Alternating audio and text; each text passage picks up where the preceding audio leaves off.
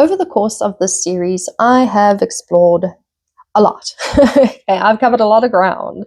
I began by talking about what people mean when they speak about the feminine rising and why that conversation is becoming so prominent and so visible right now. Yes, it's Women's History Month and we've had International Women's Day, and attention naturally turns towards women, their voices, their stories, their leadership. But from here, I've also looked at where structures have shaped much of the modern world, particularly patriarchal systems that organize power in that hierarchical kind of top-down way. Authority sits at the top of the pyramid and decisions flow downward. I've explored how those systems developed over time and how they influence things like politics, culture, economics, religion, even family dynamics. We've talked about how patriarchal structures often prioritize things like expansion, dominance, and competition, and how those priorities have contributed to cycles of conflict, inequality, and a lot of instability throughout history. I've also looked at the idea that patriarchy was not the only model that human societies have known. Many indigenous cultures, both modern and ancient, organized leadership in more relational ways that were less focused on that hierarchical system and more focused on maintaining balance within the community. In those models, leadership often functioned less like that pyramid shape and more like a circle, where responsibility and wisdom mattered far more than domination or control. And that perspective helps us understand that the systems we live within today, they weren't inevitable. They're not the only systems that we could possibly know. They were built by people and they can be evolved by people. Societies really can evolve. And another important part of the series has been understanding why the current moment feels so intense. Women speaking openly about inequality, abuse, emotional labor, and power dynamics. And this can feel very disruptive, especially to people who grew up believing that this was normal, this is just how it is. But as we discussed earlier, women speaking now is not about suddenly creating new problems. It's about naming realities that existed for a very long time. But we were really allowed to acknowledge these things openly. As laws, economic opportunities, and social expectations have shifted, women now have more freedom to speak and to question the structures around them. And that change has naturally led to a broader conversation about leadership and power. At the same time, we also explored how patriarchal systems shaped masculine identity. For generations, many men were raised with very narrow expectations about what it meant to be a man. They were often taught that strength meant emotional restraint, that vulnerability was weakness, and that their value came primarily from just providing and asserting their dominance, being in control. And those expectations have limited men just as much as they have limited women because they prevented men from developing emotional capacity, emotional range, and deeper relational connection. The feminine rising, therefore, is not just about women gaining more influence. It's also about expanding what masculinity can look like so that men have permission to participate more fully and wholeheartedly in emotional and everyday life, family life, community, without feeling that their identity is being threatened. We also examined how patriarchal thinking influenced things like spirituality and religion, where we have authority becoming more centralized and interpretation of the sacred was placed very much in the hands of a small group of leaders, mostly men. In many traditions, the divine was also described almost entirely in masculine language, and women's voices were limited or just excluded altogether.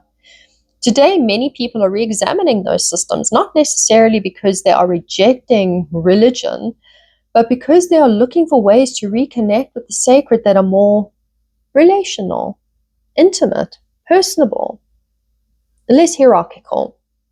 Another important part of the conversation was recognizing that movements for change can sometimes become unbalanced themselves.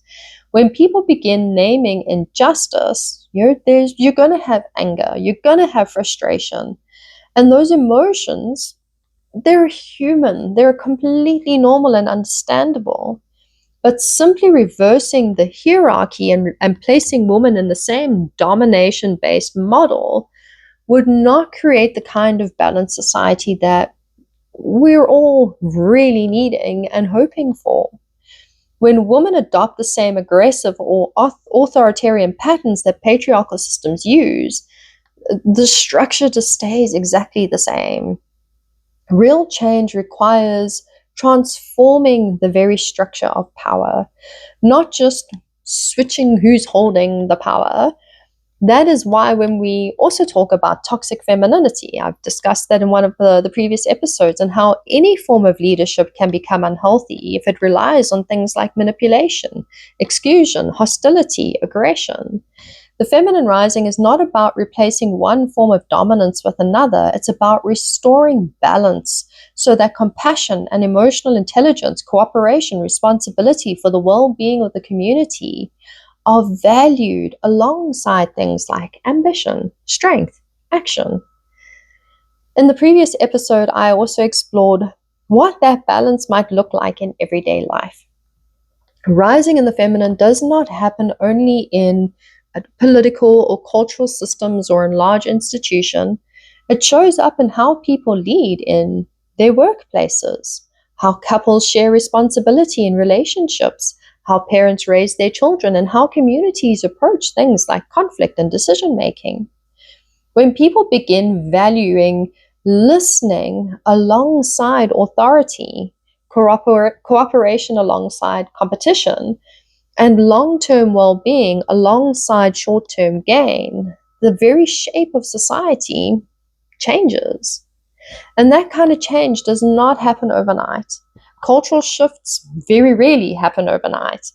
They unfold over generations as people question old assumptions and experiment with new ways of organizing life together. And what we're witnessing right now may very well be one of those moments in history when a deeper adjustment is taking place. The feminine rising is one way of describing that adjustment. It reflects a growth, it reflects a growing awareness that systems built purely on dominance and competition, they're not sustainable in the long term. Human societies are deeply interconnected, and the well-being of one group ultimately affects the well-being of others. When leadership begins to take that interconnection seriously, decision making becomes more thoughtful. It becomes more responsible. And the shift is not about eliminating masculine qualities such as decisiveness, ambition, or the ability to take action. Those qualities remain essential. We need them. We need them for balance. The difference is that they work best when they're balanced with feminine qualities such as empathy, collaboration, and care for future generations, care for community, care for others.